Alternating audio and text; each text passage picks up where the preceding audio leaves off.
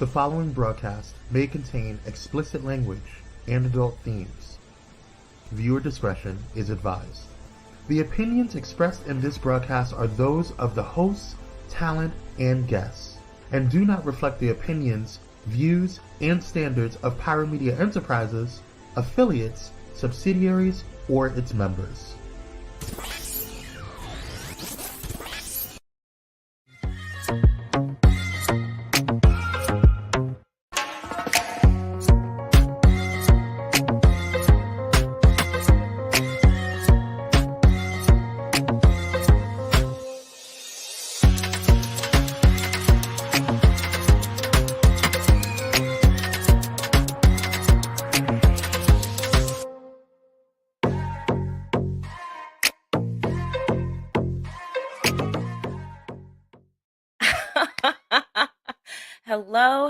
Hello, Pyromedia Network family. It is I, Camille Telicia, the host of Camille Over Chai.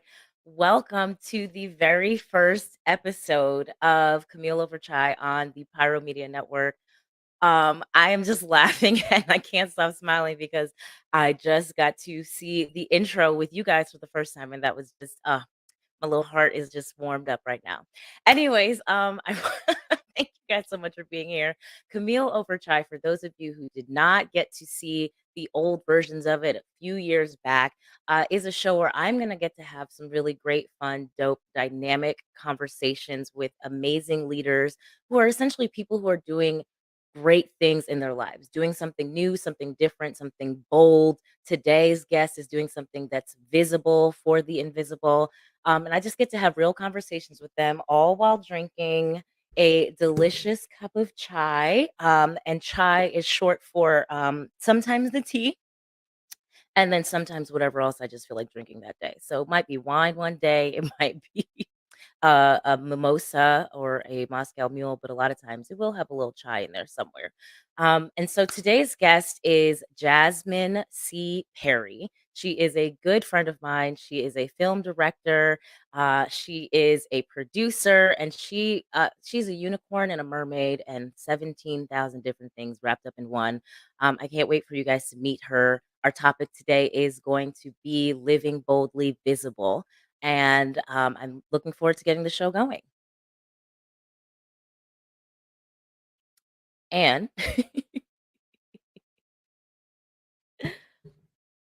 all right, guys, so we are going to get into what we're sipping. And what that is essentially is what we're going to be talking about today. This weekend, a little recap for you was Mother's Day weekend. So for all the mothers that are watching right now, happy Mother's Day. I hope that you enjoyed yourself this weekend. Was celebrated by your loved ones, your kids especially. For me, my mom actually passed away in 2016, and so my sister and I, we just spent the day together, being sisters, doing sibling things, talking about our mom, laughing. My sister is also a mom now. She has a soon-to-be 2-year-old, my nephew Kaiser. I love him so much. At some point, I hope you guys get to see him on the show because that is just my little kitten. That's what I call him. So we just got to spend the day being friends. She's one of my best friends. Just spending the day together. Okay, y'all, let me take a breath because what y'all seeing right now is the nerves. Okay, one of the things that I'm always gonna do is be authentic and real with you guys, and my nerves are just like up, up, up. So oh my- I'm just gonna take a breath, and I invite you to take a breath with me so we can all just get the energy grounded. And then I am gonna take a sip of my chai, and my chai of the day, and by chai I mean tea today because this one is not a chai specifically, is the Bengal spice tea from Celestial Seasonings. Let me take a sip first. I got the box over here. Mm, hot tea, y'all. Okay, so this tea, why I love this tea, and we're always gonna have a little moment for this, is because it is cinnamony. It's spicy, and then when you add the sugar, it just brings out whatever other flavors are in there. It has the tiger on there. I'm assuming that's their way of, calling back India, but okay. And, it just has some really great flavors, and it's actually caffeine free, where which a lot of chais are black tea based, and so they have caffeine in them. This one is caffeine free, so I can drink it at any time of the day or night when I just feel like getting a little tea love. And then also, I just wanna show you guys my mug of today, which is my Goddess Vibes mug. I will be having these available. I designed them myself. You see my little goddess symbol here, that is also a, CPG design. So those mugs will one day be available. Right now, that's just a personal one. Alright, guys. So, finally, let's just get into our topic of the day, which is going to be living boldly. I'm talking to my friend Jasmine, and I'm gonna pull up her bio, but I'm not gonna read it verbatim because that's always just, like, awkward reading that. But I love this first line that she has in it where she says, "She is a unicorn champion for vegan freedom." Jasmine Perry is an acclaimed filmmaker, screenwriter, professor, and actress in Los Angeles, California. Um, she has production experience, as well as so I know her from working on and I don't know that she worked on Music, Phase One, of Island, the Cave, Being on TV, Unsung, One, My Black is Beautiful, and America's Got Talent. Um, One of the things that I am most proud of Jasmine as a friend is that she has gone into creating her own films and documentaries. The first one that she created is called The Invisible Vegan. It is a documentary that's centered on Black veganism. Okay. I was getting some notes from the producers back there about the mic, so hopefully everything is all good now. So, The Invisible Vegan is a documentary about Black veganism, and when I watched it, honestly, y'all, like I was inspired to be a vegan for like 3 weeks. I mean, listen, 3 weeks is I know I know you're all like, "Okay, so was it that good?" It was that good.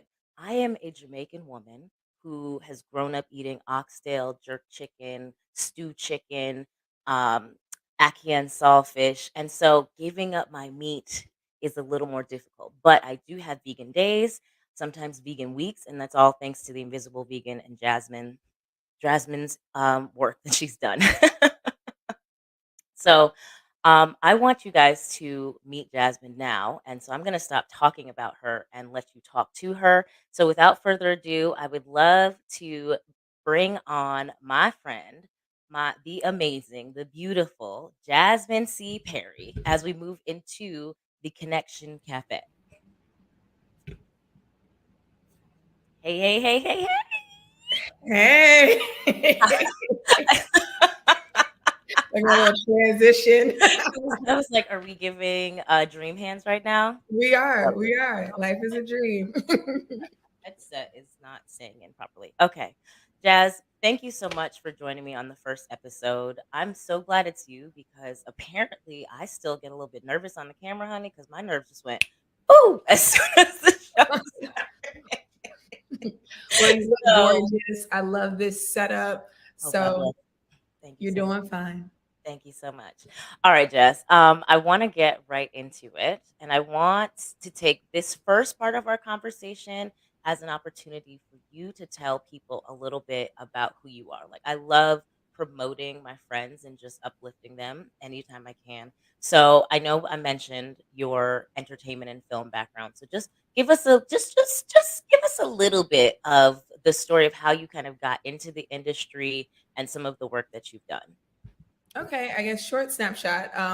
Like so few people, I saw the Hollywood dream and wanted a part of it. But the thing is, I've never been big on like the industry business part. Like I genuinely love the artistry of it. When I was young, I used to like to write plays, be in Shakespeare plays. Like I genuinely loved the art. So I ended up going to school for TV and film and just really relentlessly pursuing that dream. And then once I, got about, I guess, 7, 8 years worth of experience, I was like, you know what? It's time for me to take this experience and start working on my own film. So that's what I did. And it was called The Invisible Vegan. It's a feature length documentary. And it's funny because when I first told people, oh, I want to do a film about veganism in the Black community, and this was before it got all trendy like it is now, I would tell people and they wouldn't be excited about it. But then when I was reaching out to people to do my film, like NBA player John Sally, Stick from Dead Prez, millionaire actor Cedric the Entertainer, like they heard my vision and they were like, oh yeah, I want to be in that. And they ended up being a part of the film. So important lesson: if other people don't see your vision, it doesn't matter. Like keep pursuing it relentlessly anyway, because the right person or the right group of people, they're going to either see your vision and know how to elevate it, or they're going to want to be a part of it as is.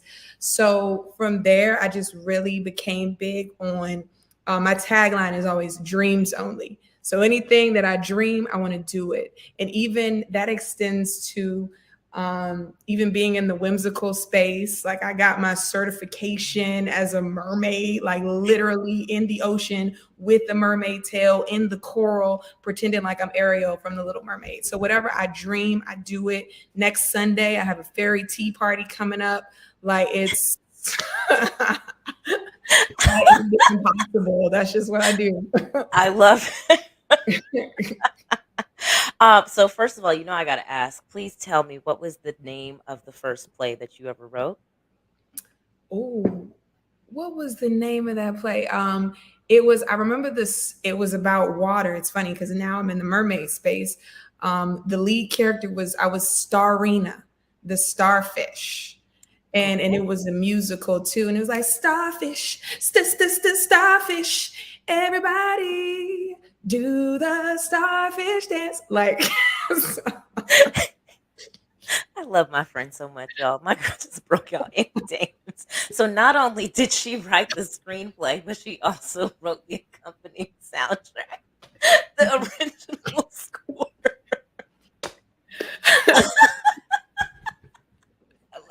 I love it. Oh my God. You weren't ready. She wasn't ready.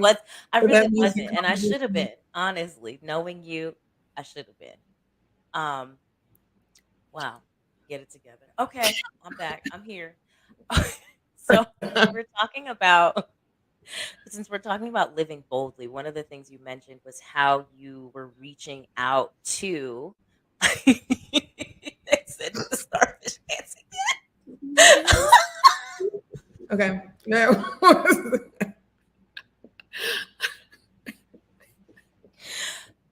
God bless. I love you so much. Yeah, I love it. I love it. Okay. So you were talking, you know what? Because it really just made me think about some other things that I could ask you instead of the direction I was going. But anyway, so you were talking about how you reached out. You said you had Cedric the Entertainer, John Sally, Slick Rick. So in your documentary, excuse me, let me finish that. Yes, Stick from Dead Prez. Featured in your documentary. And so I just wonder, or I would love for you to share a little bit about how you were able mentally to get to that space where you were like, yeah, I'm going to reach out to these celebrities, which we all know celebrities are really just regular people who just happen to do things on a larger stage. But there is sometimes some intimidation around that, right? So, how did you find the courage or the belief or whatever word you want to use to say, you know what, I have this vision, and some of the people that I know aren't really feeling it, but I'm still going to reach out to these people anyways. I'm still going to try to make sure that I get this done. Like, what was that? What headspace were you in, and what was that experience like for you? Okay, so initially it came from sadness and pain, so like you take an earthquake, a forest fire, anything, when a fire happens across the forest, it makes way for something new. And at the time I was unhappy in my career. And it was time where I was like, okay, I got to burn this down and I have to go after my dream and start something new. So I had a lot of motivation behind me. And I always looked at it like, you know what, with life, everything is a numbers game. So of course I reached out to a ton of people. Like I reached out to 100 celebrities that said no. But the reason why I was able to get the people that I got is because I was not afraid of no. And I was not afraid of 100 no's, because I knew eventually if you keep asking, someone is going to say yes. And those someones believed in my dream, even though the other 100 people didn't. I love that. I love that. Eventually, you are going to get to your yes. And Yeah. how did that feel when you got that first yes? It felt amazing. Like, and even, common theme with my film, like when I wanted to get it on streaming services. And at the time I was so like, oh, I want to be on Netflix. And when Netflix said no, it kind of broke me. But then Amazon said yes. So it's one of those things. It's just, you can't be afraid of no. And then I even keep, now I have my, it's like this little book. It's my book of asks. And every time I, ask the universe for something, I write it in a book. And then I go through the book and I write like, okay, this was a no, this was a no. And so I can see visually like, okay, after 30 no's, I finally got my yes. And keeping track of that too also helps keep me motivated. Because every time I get a no, it's just like, all right, you got about 10, 15 more, and then you're going to hit your yes. So just keep asking every question possible. I love that. You said the book of ask, is that what you call it? Book of ask. So every time I do anything, if I submit to a film festival, if I submit to a grant, if I reach out to a celebrity, whenever I'm asking the universe for something, I keep track of it so I can see how many no's I got. And then when I run into no's, it's just like, don't trip, Jazz. Look at your book. You had 20 no's and then you got the yes. You just haven't reached the yes yet. So just keep going. I love that. And one of the things that I feel like in life is that when we get a no, it's not a rejection. It's really just spirit putting us in position to get the correct and most aligned yes for us. So I love that you have that book of ask to keep you to kind of keep that in the forefront. It's like you only fail when you stop asking, basically. And so I love Exactly. that. I never And knew those that. Look at you. also push you towards improvement too. So, say I want to get to a film festival and they reject me. I don't look at it like, oh, this is some horrible thing. It's just like, okay, no, this is the universe telling me, all right, we need to step the quality up a little bit. So keep going. It's just not your time at this moment. Build, and it'll be your time next year or the year after that. Mm. I love that.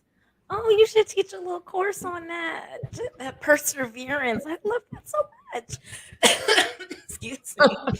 Um, okay, so I saw you had your mug. I need you to pull it up because you had them dragons. It's like pewter.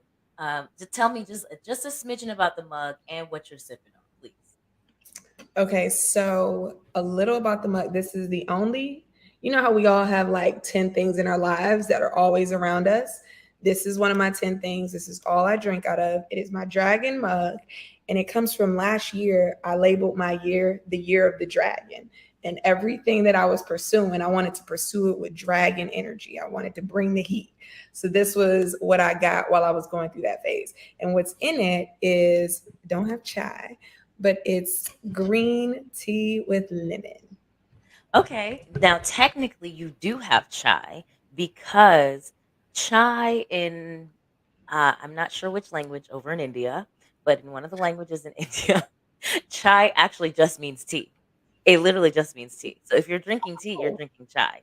Now, what we consider chai here in America is actually masala chai, which is that spicier cardamom cinnamon flavor.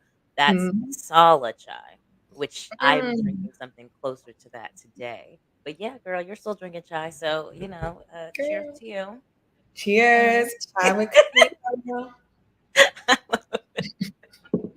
okay, so I want to circle back a little bit to your Invisible franchise that you're building and creating. So we have the Invisible Vegan, and then we had the Invisible Mermaid, and then I know you're working on Invisible Shame, correct? Yes. Okay, so just talk to me about why that, first of all, that invisible word is what you chose to kind of give as an overarching umbrella for the franchise. Okay. So the Invisible resonated with me because I read the book, The Invisible Man by Ralph Ellison. So he talks about how in his intro, how he feels invisible in white spaces because they only see, his blackness is hyper visible, but not necessarily him.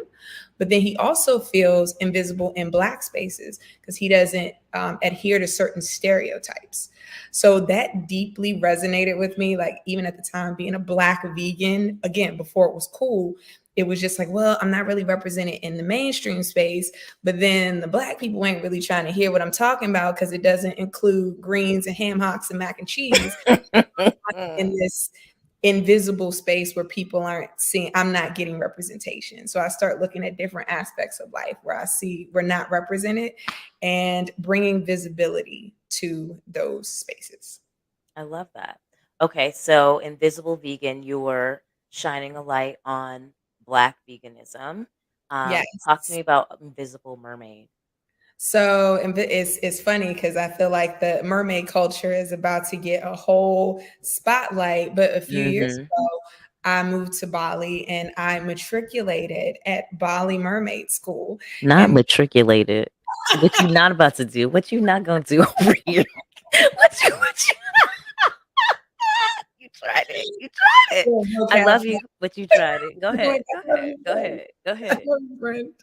So yeah, again, like dreams only. When I was young, I always wanted to be a mermaid. And then you think like, oh, that's impossible. And then I went to Bali and they had Bali Mermaid School. And I was like, you know what? It is possible for me to put on a mermaid fin and go down in the Balinese Sea, literally to sunken ships amongst the Nemos and live that life. So I did it, and it was a beautiful healing experience where I got to reconnect with my inner child. So as a filmmaker, I decided to create a short film around it. I love that. And if people want to see the pictures of you in the mermaid fin, is it still on your Instagram? Yes, you can go to theinvisiblemermaid.com. I'm sorry, not the Invisible Mermaid, or I have a personal page. So at Jasmine_C_Perry. Okay. Listen, y'all, the mine except for the matriculation through mermaid school, I'm all on board with this story and the picture. Okay. That word choice. You tried it. But it was beautiful. In the mermaid tail, oh, she took some stunning photos. It's really beautiful. So please go check out that The Invisible Mermaid Instagram page, so you can see Jasmine in all of her mermaid realness. Okay. And so lastly, the one that you're working on now that's in the works is The Invisible Shame, which focuses on eating disorders, correct? Correct. Okay. Because now we're talking so much about diet.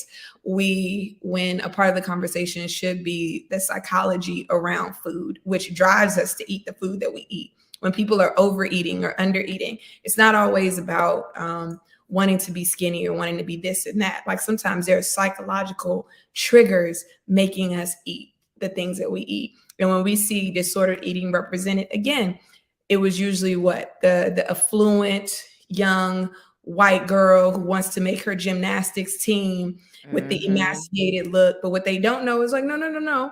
You see that size 7 appearingly healthy Black woman who's maybe, 40 years old. She could be over there struggling with eating as well. So to kind of highlight different stories and just how different food disorders look.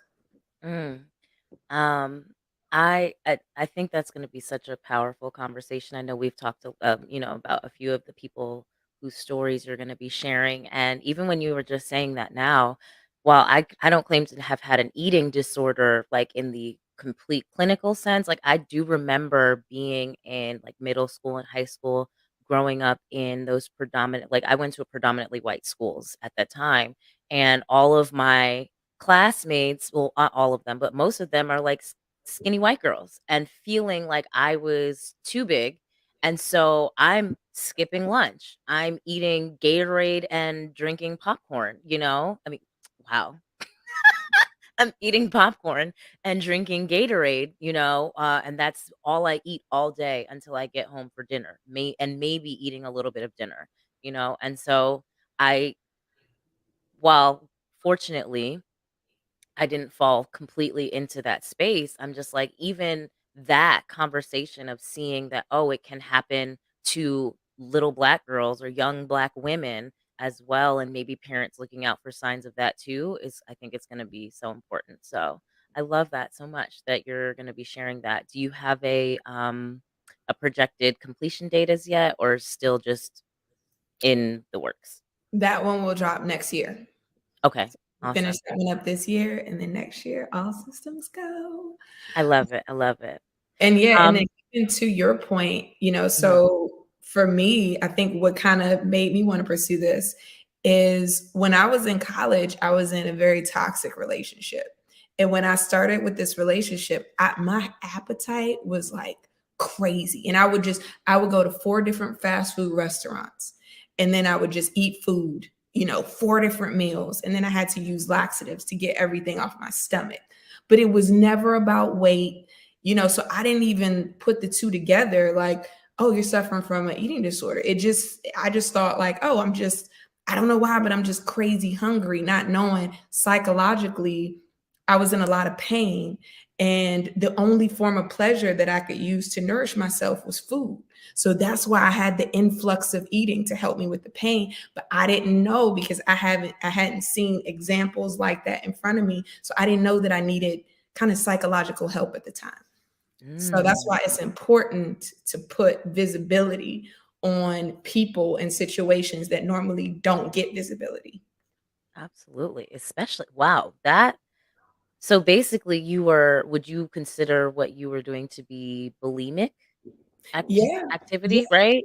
yeah, Okay, you were binge eating and then you were purging, right? yep. But because it wasn't linked to weight, I It didn't it I didn't didn't even register. register what I was doing as an eating disorder. Like I knew it was like something I would do privately, but I thought it was different than what Mhm. I was seeing on Lifetime.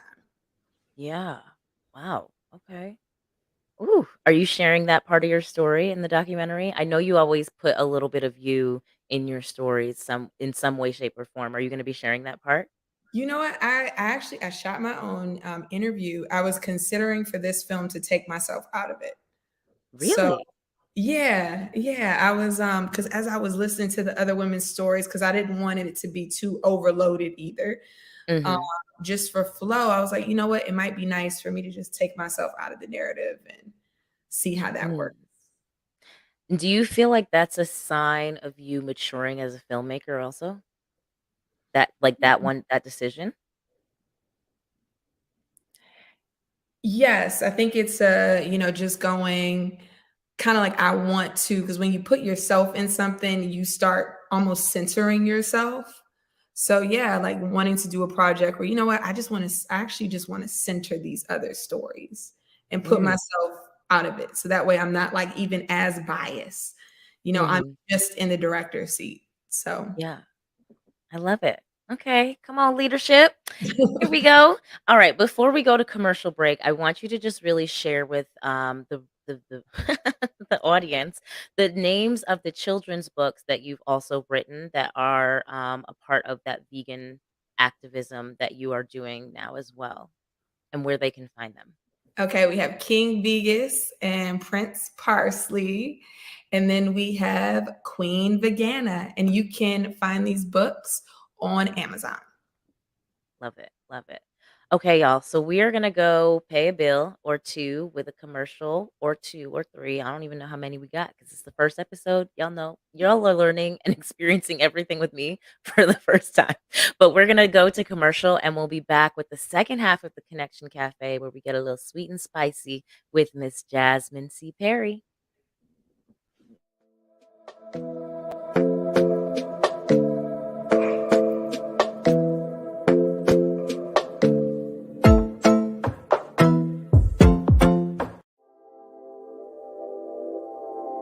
This episode is sponsored in part by Bullet and Flight Radio. Get ready to uplift your spirit with Bullet and Flight Radio, the world's leading progressive Christian radio station. Experience the vibrant fusion of gospel house music and a rich medley of inspiration from all musical genres that'll make your heart soar. Join their extraordinary lineup of today's trailblazers, visionaries, and voices that matter, all sharing their stories and wisdom.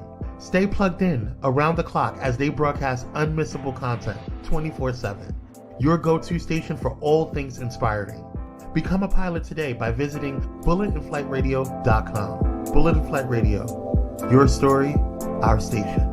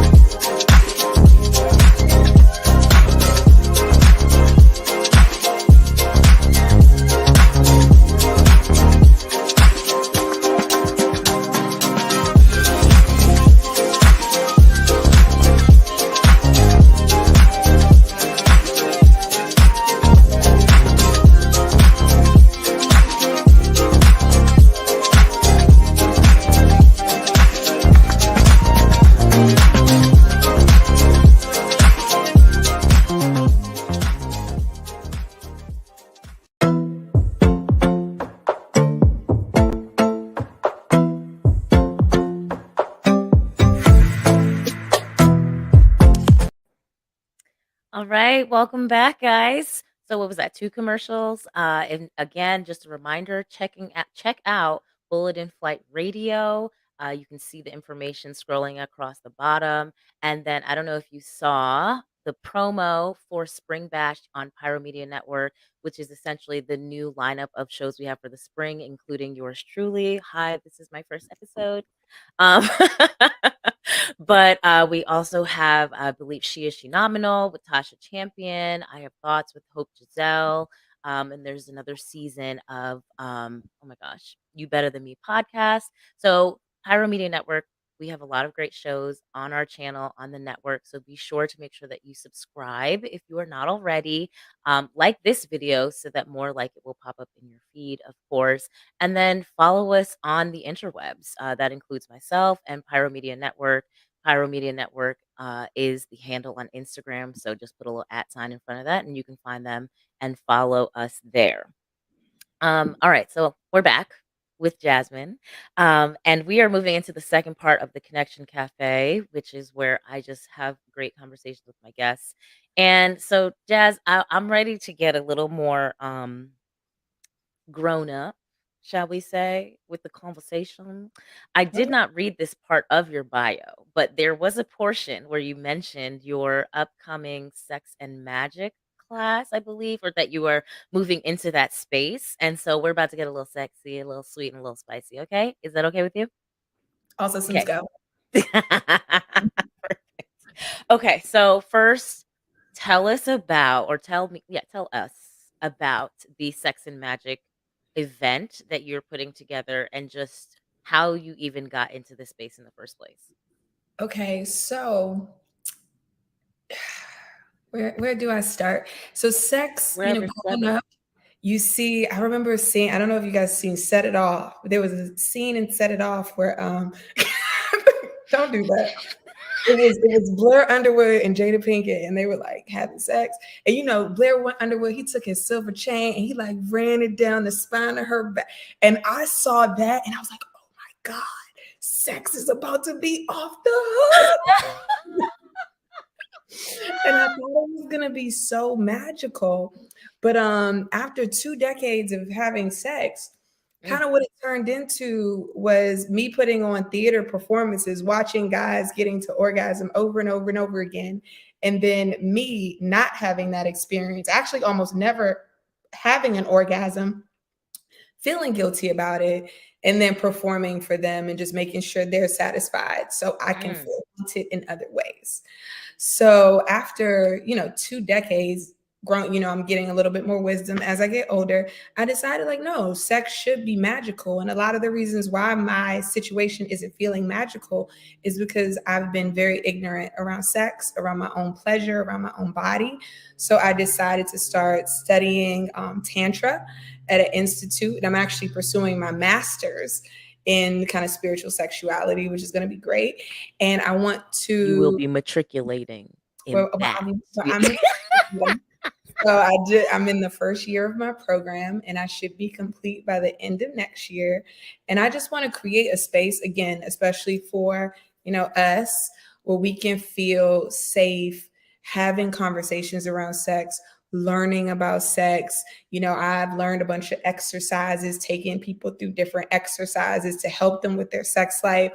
And it came out of my own tribulations.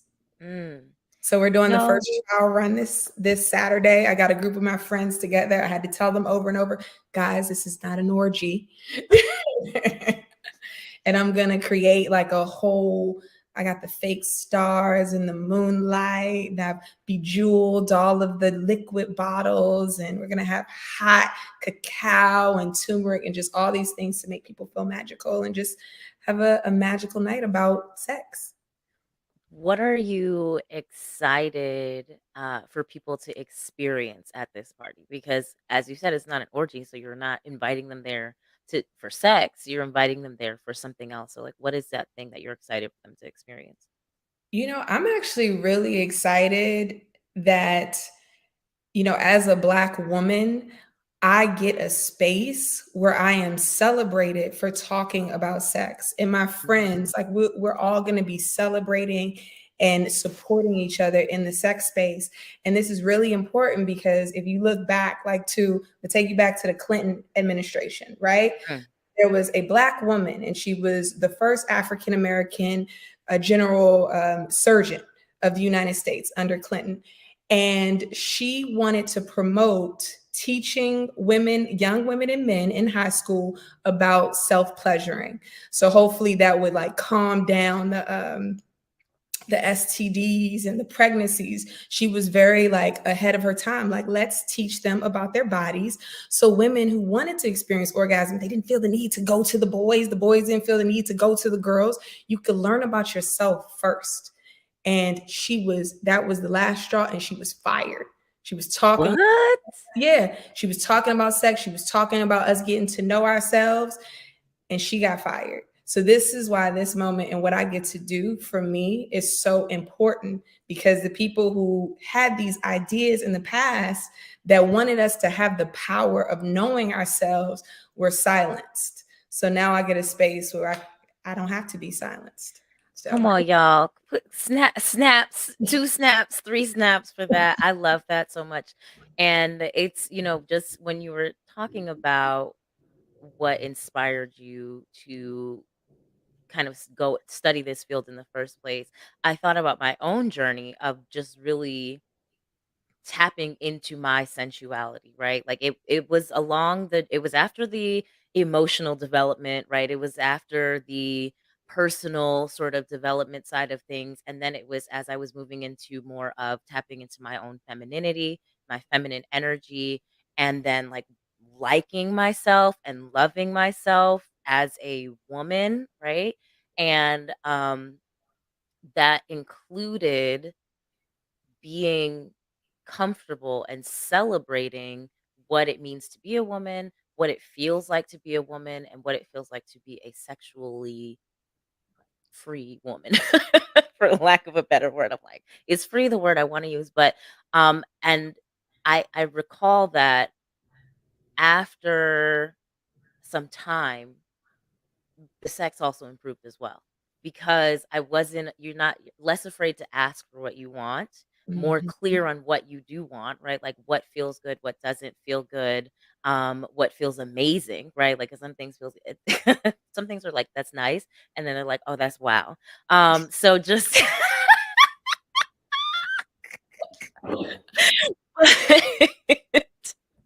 but especially, when actually engaging with a partner and feeling like we are having this experience together, right? This orgasmic experience together, not one where I just have a nice time and you have a wow time.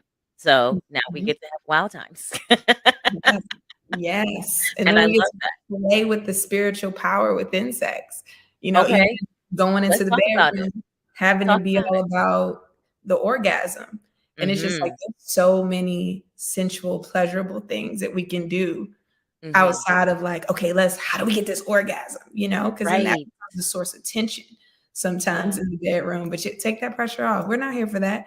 I think one of my favorite sexual moments, I was in the shower and this guy was like washing my hair.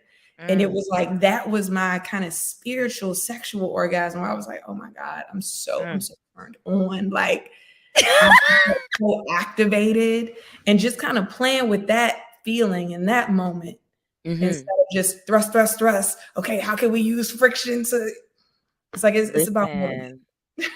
I used to say, well, I mean, I guess I still say it, is that what I'm not interested in is a man just using me as a masturbation tool. Because Yeah. that's essentially what that is. But anyways, that might be too much for power meeting. So we're gonna keep it we show number one, canceled. So Sex sales, you might be helping. respectfully, also respectfully. Okay, so what I do want to move into though, because it's so interesting that you brought up and I really would love to find out this lady's name, the Surgeon General from that who got fired, because I feel like there is Camille after dark, exactly. My bad, y'all. My bad. But I feel like professionally, because one of the things that I'm all about is the leadership, entrepreneurship side of things, but not just entrepreneurship, but just like the leadership, right? And do you find, well, I don't even know if I need to ask you if you find, let's just discuss when women end up like losing some of their credibility, right? In whatever field it is, whatever industry, whatever profession it is, like they lose this sort of view of, oh, you're credible or you're being professional or you're an expert if somehow they are able to boldly or even just visibly embrace their sexuality and their sensuality, right? And so I'm going to give you a couple examples that I pulled from the interwebs. So there's one that I could not find the Instagram post, but there was like this video of this elementary school teacher who was just a young woman who was curvy. And as she was a woman of color. I don't know what her ethnicity was, but she definitely was a woman of color. So she had the hips, she had the butt, and she had, the chest. Like cute shape, the shape that if she was anywhere else, it would be, oh, we love it, but because it's in a classroom and she wasn't out here wearing party dresses, it wasn't, she had on her pants and her shirt properly fitted. Nothing is, there's no cleavage. It was like a turtleneck and some jeans, but she was getting complaints of being too distracting and not able to do her job because she was wearing clothes that fit the body that she was given. Or maybe she made it. I don't really know. But the body that she had that was a little more curvier, right? So it was more sexy. There was another example I read that in 2018, Serena Williams, when she wore the cat suit to play tennis, and what was it, in the French Open, they people said that she was being too sexy and not taking the tournament seriously. And you know why she wore the cat suit? Because it was to help prevent blood clots. I think this might have been after she had her daughter and she almost died from a blood clot after giving birth. But they said she was being too sexy, all because the outfit she chose showed off her body and her physical shape, right? Another one, speaking of Clinton, Monica Lewinsky. Let's get into it, right? She got all the flack, all the hate, all the judgment and criticism. Yes, they're going to say, oh, well, Clinton got impeached. Yes, we know. On the moral level, on the moral and professional level, right? She is the one who had the most damage done from her having a consensual sexual relationship with a married man. But we're focused on the sex part, right? Like all credibility at that point, because she was an intern in the White House, and I haven't heard that she's been like super in the political field since then. Because No, how she could she? even So it's attempted just, to kill herself. yeah. Well, Wait, yeah. what? Yeah, like I think she had let me fact check everyone. But yeah, she was going through, I don't know if she attempted to kill herself or had thoughts of Suicidal suicide. ideation. But yeah, Mm, yeah, mentally it really damaged her. And when you think about how old she was when that happened, it's like Clinton, you're like in your, at the time, I don't know, 50s. 50s, You gonna let this like 20-year-old girl or however old she was take this emotional hit and yeah. not even support her and not even step up and say, no, you know what? Don't take the heat. Don't give it to her. This was me. I was the grown up in the situation. I was the president of the United States. Like Commander in chief. No big deal. yeah, yeah. Something light. Just something light. No big There's deal. no Yeah. accountability for the manipulation that went into that. Mm. So Yeah. So in all of those examples, the women, it's like if they're embracing any aspect of their, and we're not even going to call it sexuality, their sensuality, the things that make them a woman. I mean, yes, Monica has sex, so sexuality, but their sensuality in any sort of way, they just, it's like they drop down. They get demoted, degraded. That's not, degraded isn't the word, but you know what I'm saying. Um, so, as you are stepping into this sort of like sex and magic space, has that been a concern for you at all? Is that something that you have been thinking about? Like, how are you going to move beyond those stigmas? I think when you think of, I'm getting to the point, I'm at the stage in my career where public opinion is no longer, it's a non-factor to me. And what people think about me is a non-factor to me. It's like, what do I think of me? What does my mom think of me? And what does God think of me? And I'm not going into a space, like I'm going into this sexual space with good intentions. Like I want women to know that if they're experiencing what I'm experiencing, they're not alone. I want to give people like spiritual practices they can use in the bedroom to become actually more connected with their partner on an emotional level, like emotional tools that go into having sex. Like even letting people know, like sexual traumas, men, women, you guys should be, or even woman and woman, man and man, trans and trans, like you should be discussing these things before you go into the bedroom.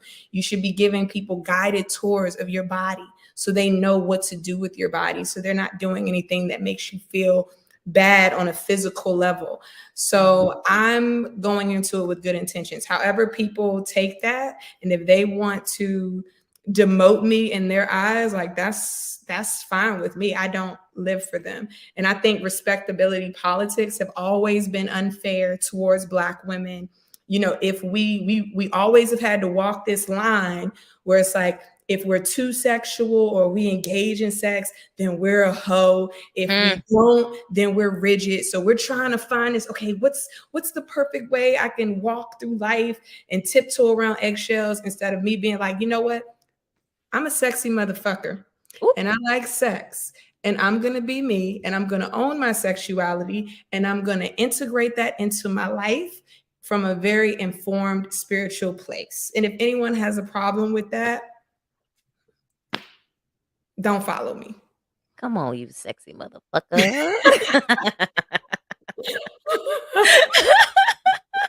I love that though. I mean, because if even in this conversation, I feel like, and granted, part of it is me honoring the network as a whole, right? But also, when I first started sharing about my own experiences, like I hesitated because I'm like, oh, is this gonna be too much? Is somebody gonna think? And it's like, I'm grown. Like I'm a grown up. I'm not even like a almost grown up. Like I'm a grown up at this point. And I'm certainly not trying to make anybody think that I'm the Virgin Mary over here for sure.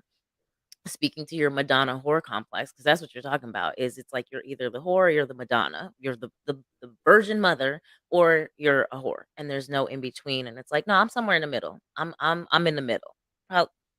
Probably me closer to this side, but definitely in the middle for sure. Mm-hmm.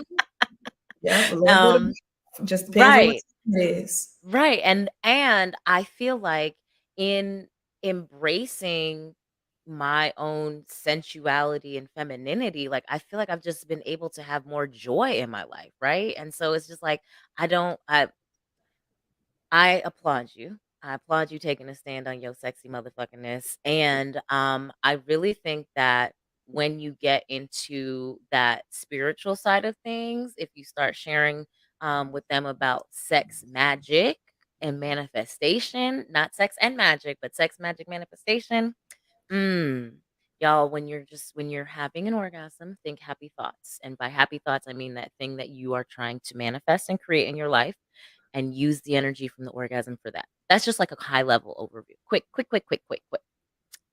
Okay. Anything else you want to say before we go to commercial break about just sex and magic, or sex and women and professionalism before we wrap this conversation? Segment up. Yeah. The last thing I guess I'll say to all the women, especially the women who the seasoned women who got a little wisdom on them, just know, like, I honestly feel like the last generation's silence caused this generation pain, unnecessary pain, because there were things that we walked into the world not knowing about because our elders were scared to talk to us about it. So talk about Mm, it. Help the next generation coming up, so they don't feel like they always have to learn from their own mistakes and learn in a way that might traumatize them, but they can already have an idea of what they're stepping into, because sex, in the world of sex, it's a very spiritually powerful situation, and it can emotionally really damage some young ladies and their self-esteem if they don't know what they're walking into. Men too, sorry, everyone. yeah. Yeah. That's really true. And I agree. I hope that these younger generations talk to their kids about healthy sex also, because I feel like sex is a big topic now. We're talking about it all the time, but we're not talking about loving sex, healthy sex, or enjoyable sex. They make it sound like sex needs to be painful, and hard, and violent. So that's not great. Yes. Like beat it up. Like, please don't. Right. Yeah, no, Like, no, don't do any of that. Like, take that word out of your I vocabulary. killed her. I need to. Um, okay. All right, Jazz. Thank you so much for joining me in the Connection Cafe. We are going to move into our next segment, which is Let It Steep, where we are just going to be talking about some final thoughts. I know we shared some final thoughts about the sex and magic, but overall, final thoughts on just our conversation today. And actually, my question for you would be if you could offer our viewers one key tip on how they can live their lives boldly and or be more visible. Keith. Okay, a key tip that I would say, I think I spoke earlier about my little catchphrase, dreams only. Mhm. Be the dream. Don't have dreams. Be the dream. Whatever it is that you want to do, like I know Camille came to one of my birthday parties years ago where it was a film festival birthday party. And I had all my friends make films. I had a red carpet. I had a correspondent.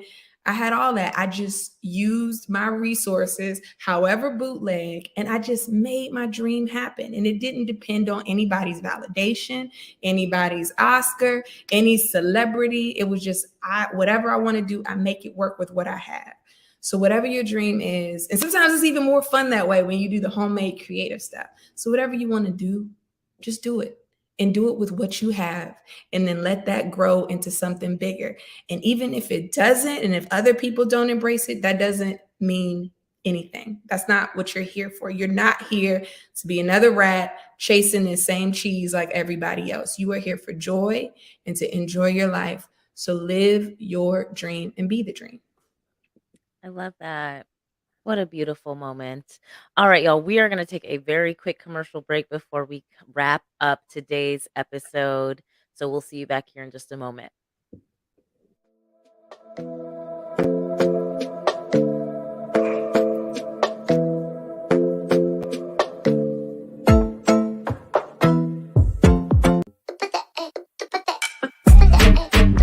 Are you ready to take your streaming broadcast, website, or social media visuals up a notch?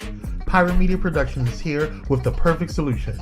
From dynamics, design, and professional headshot shoots to family photo ops, they've got all you need for stunning content creation. Check out pyromediaproductions.com today and add that creative flair. Pyro Media Productions, setting brands ablaze since 2017.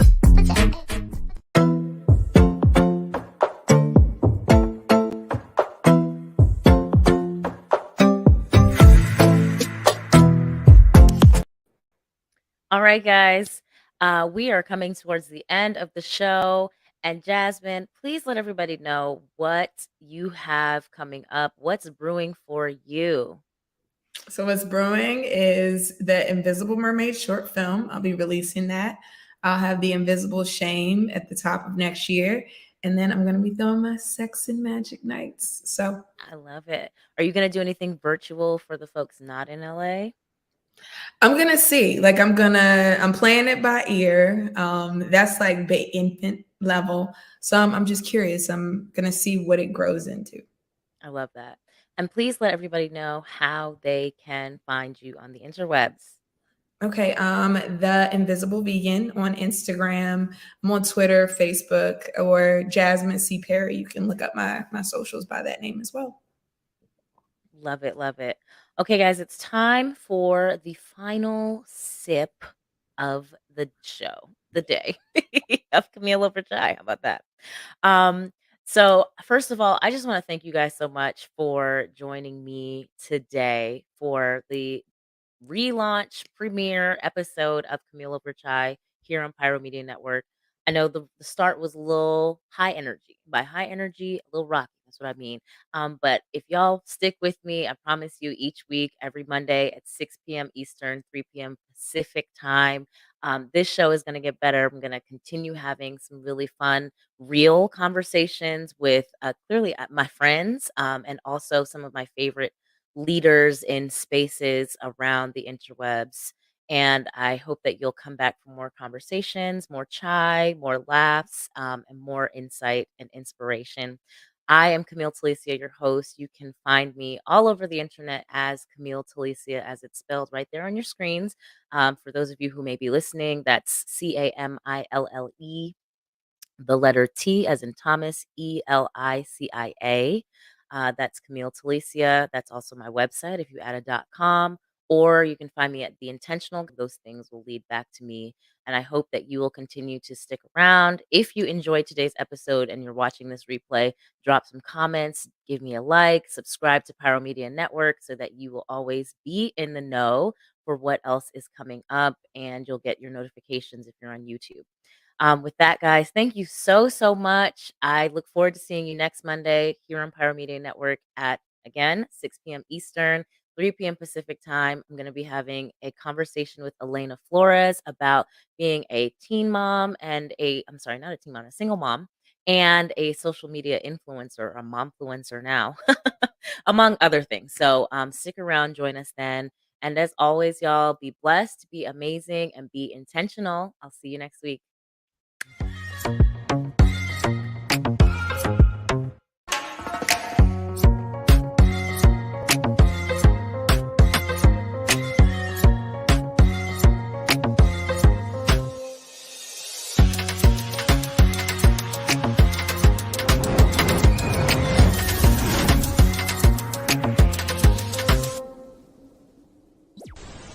If you enjoyed this content, be sure to hit the like button and subscribe to Pyro Media Network's YouTube channel for more awesome content. Plus, don't forget to hit the notification bell so you never miss when we go live or upload new videos. Visit pyromedianetwork.com today, not just to check out our incredible roster of talented creatives, but also to gain access to exclusive bonus material available only to our Pyro fam.